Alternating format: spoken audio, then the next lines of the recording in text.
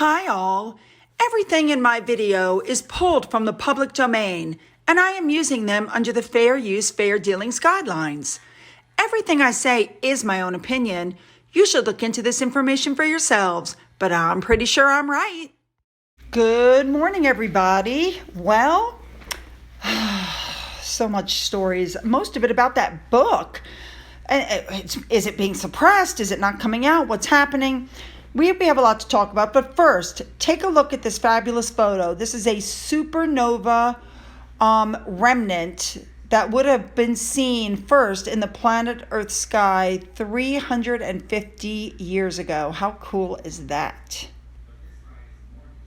And I want to thank Loretta Linden. She's an artist, and she drew what you see above and sent it to me. How cool is that? I think she's pretty spot on with it. Excellent art. Love it. All right, next up, you guys, it's Johnny, our favorite. But this picture actually made me very, very sad because I spotted something. Let me home in for you. Yes, ladies and gentlemen, it's a wedding ring. Johnny is married. That just kills it for me. It really does. All right, let's move on. All right, starting in on the royals, the Princess Royal was at the Chester House Estates. Now, that was yesterday. I don't know, there's something about Anne. I just love her. She is, without a doubt, her father's daughter. All right, moving on. All right, here we go. It's Prince George's 9th birthday. And of course, a fabulous photo was put out that, of course, was taken by his mother on the beach. Yes, look at that kid. That is one good-looking kid. I love that big, bright smile. Good for him, and happy birthday, George. All right, next up, Omid Scobie put up this tweet that said, 2 years on, without a penny from the British taxpayer, Prince Harry has created the life of purpose and meaning he has so long dreamed about. A life he couldn't have achieved if he remained a working member of the firm. And these are the kinds of stories that make me go, are you kidding? Because the taxpayer was only responsible for 5% of the money. The rest of the money came from Daddy Charles, who paid him monthly for almost a full year before handing him a $3 million pot and then financially cutting him off and saying, okay, now you're on your own. But that's exactly the kind of information that Omid just happened to leave out of his articles. Misinformation. He's putting out misinformation. I don't see Meghan and Harry complaining. Moving on. Next up, an article came out that was suggesting that the Tom Bower book on Meghan and Harry was pulled off the shelves in the United States, Canada, and Australia. Now, it's being reported by some fans that they think it happened after Sam Kashner, the Vanity Fair person, came out and said, I never said this or I never said that, or, the whole thing that occurred. But actually, that is not true. The book has not been pulled by the shelves. As a matter of fact, it's freaking sold out. Because as you can see, I ordered mine on the 17th, and it's saying that it's in process. As you can see at the bottom of the page, it says awaiting publication. Awaiting publication? What? No. So one of my followers sent me this. This is his take on the book of what should be sent. Chapter 1, my childhood. My parents never took me anywhere. We never went for bike rides. I was locked away in the castle. Chapter 2, my mother died in a fatal car wreck when I was 12. I believe I'm the only person in the world who's lost a parent as a child. You get the point. So freeze the screen and read these because they're absolutely hilarious. He even went as far as doing a second page, which I found absolutely hilarious. You have to just freeze the screen and read it. All right, moving on. All right, next up, we're going to talk about some stuff that came out in the book. The first thing that came out was that Michelle Obama was apparently very alarmed by Meghan Markle's attitude during their first meeting at a book event in 2018. Now, according to Bower, Meghan sought to have a friendship with Michelle Obama and hoped to form a connection while Michelle Obama was in London promoting her memoir. So Meghan saw an opportunity after she arrived, and having secured tickets to hear the former First Lady make her inspirational speech on December 3rd, 2018, she went backstage afterwards to meet her. Now, according to Bauer again, Michelle Obama was actually quite taken aback by Meghan's attitude and underestimation of the high level of respect that the former First Lady had for the Queen. So the Queen was loved by Michelle Obama, and Meghan apparently did not appreciate their admiration for the Queen. So Michelle Obama was alarmed, and she gave Meghan her advice in public. And she said in an interview, quote, "Take some time and don't be in a hurry to do anything." And in a warning note, she added, "Like me, Meghan probably never dreamt she'd have a life like this. No deal. The pressure you feel can sometimes feel like a lot." And Meghan, Obama suggested, should be reasonable. What I'd say is that there's so much opportunity to do good with a platform like that. I think Meghan can maximize her impact for others as well as her own happiness if she does something that resonates with her personality.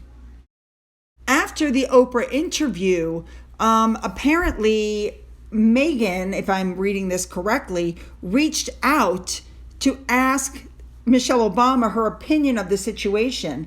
And the only thing that she said was, "Public service is a bright, sharp, hot spotlight, and most people don't understand it, nor should they."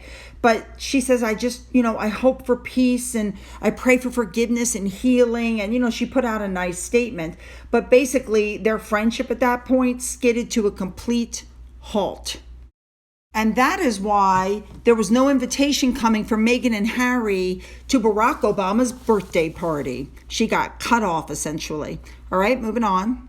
All right, the next thing that the book was talking about was Trevor, which was Meghan's husband. Apparently, Meghan and Trevor were living 2,000 miles apart because she was working in Suits. And she apparently told friends she didn't want to be, and I'm air quoting here, possessed. She didn't want to be a possession, if that makes sense. So they met in a bar in 2004, and they had been together for 6 years when Meghan got her break in the show Suits. Of course, she was hanging all over Trevor because, Trevor was a film producer. I think she thought Trevor was going to help her career. Trevor didn't put her in anything, and I think that's why she got rid of him. But apparently, if you guys remember, I told you before that she used to call him Treverty Trev. And yes, that's in the book. That's what she used to call him. All right, I've already told you about the Beckhams, actually. I did a video on that, and it's funny because what's in here is just almost word for word what I told you guys. Meghan basically accused Victoria Beckham of leaking stories about them, and Harry called David Beckham to repeat the accusation, and there was a fight, and the Beckhams were very mad, and the accusations damaged their friendship. There you go. So it's the other thing that happened was, of course, that Victoria Beckham has her own line of clothes, and Meghan wanted freebies and didn't get them, and there was a big thing there. Now, the next thing that was in the book, remember, we all heard that Meghan made Kate cry at the dress fitting, and Meghan, during the Oprah interview, said that, yes, the issue was about the bridesmaid dresses, but she turned it around and said that Kate made her cry. Apparently, the disagreement was over the length of Charlotte's hemline, and there were disagreements over whether or not the bridesmaid should wear tights. Meghan's insistence of the way she wanted things was apparently supported by Jessica Maroney. And some were also saying that Meghan compared Ivy, that was Jessica Maroney's daughter, favorably against Charlotte. Now, let me tell you, I don't know if that's true or not. That's what's in the book. But if it is, that's some pretty sick stuff to pit two little kids against each other like that. And the whole thing they're saying happened because Kate had just given birth to Louis. She was fatigued, and Meghan's insistence being supported by Jessica, she just couldn't cope. And then she said that disagreement was followed by another disagreement about the length of the hem. And it was just no good. Now, supposedly, Kate also cried about the way Meghan treated her staff. All right, this also came out of the book. Prince Harry apparently changed his phone number without letting his family know to make Meghan happy. Now, this happened at the same time where Meghan stood in the middle of one of the poorest areas of Africa after she had had the red carpet rolled out for her, remember, and cried, "Nobody asked me if I'm all right." and Meghan, and then Harry stood in front of the fire and said, "I love my brother to bits, but we're on different paths." Well, of course, William was able to reach out to him because he changed his phone number. So instead, William authorized an aide to tell the media about his hope that Harry and Meghan were all right because he couldn't reach out to him. And finally, when it comes to the biographer, he said he wouldn't be sad if the book hastened their downward trend because they pose a real threat to the royal family. I mean, Tom Bauer was on with Piers Morgan, and Piers Morgan said, are they in trouble now because is the Sussex brand on the downward slope? Because Piers said, I have a lot of American friends that are completely done with them, which they weren't even a year ago. And Bauer said, well, this book might hasten the downward trend, which wouldn't make me sad. I find that statement very interesting. All right, let's move on now. Next up, just for a little change of pace, the Queen is starting her summer holiday at Balmoral. We know that other members of the royal family will be showing up. I think that since Harry and Meghan are not going to be there, whether it be that they were invited and they said no or whatever, it should be a nice, peaceful, relaxing vacation for the Queen and for the rest of the family where they don't have to worry about being taped or being asked for photo ops. Moving on. All right, next up, Piers Morgan pointed out that America is being treated by Prince Harry the way he treats his family, which is very disrespectfully. I mean, essentially, he made veiled attacks on the American right. He accused of weaponizing lies and disinformation at the expense of the many and talked about the rolling back of the Constitution. You know, for somebody who doesn't understand the American Constitution, for somebody who doesn't understand, he kept talking about constitutional rights. I mean, who is he? He's nobody. He's a guest in this country. I have to agree with Piers Morgan. I found his speech also to be wildly insulting. Sorry, I did. All right, moving on. All right, Netflix, here we go. In the second quarter of 2022, they lost another 1.3 million subscribers in the United States and Canada.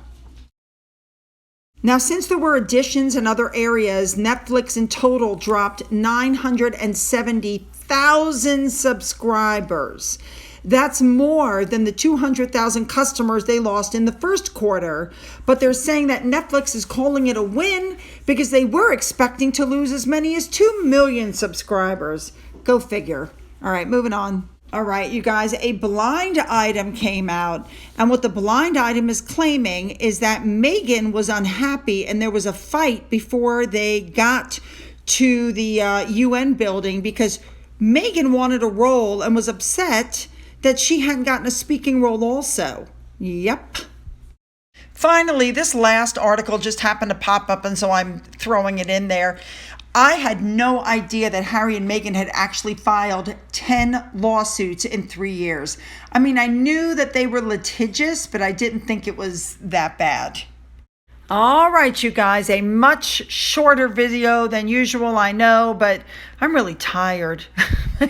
We've had inspectors, we've had termite people, we've had air and heating people. Now there's an appraiser coming. I mean, I had no idea that selling a house was so much, work. There's just so much that goes into it that I had no idea. Anyway, all right, so lots of information. You know I want your comments. Make sure to leave them below. Don't forget to hit that subscribe button and that bell to be notified of my uploads. If you've already hit the button, double check and make sure that you're still subscribed. Don't forget you can follow me on Getter, Twitter, Rumble. You can email me. You guys know that. For those of you who have donated to my coffee fund and who have donated through the thanks button, I appreciate it very much. And as always, you guys, have a great day.